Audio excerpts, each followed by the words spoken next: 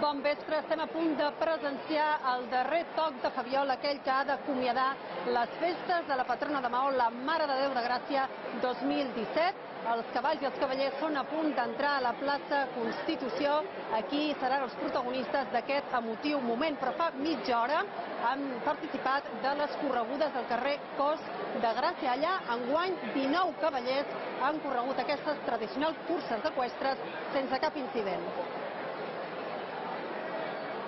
Ens encanta l'ambient, la gent, i com es munten les festes. Les corregudes molt alegres, totes les festes, molt de convidats. El que és molt polit també és quan fan les despedides cavall davant l'Ajuntament. Me fascinó bastante, muy bonito todo.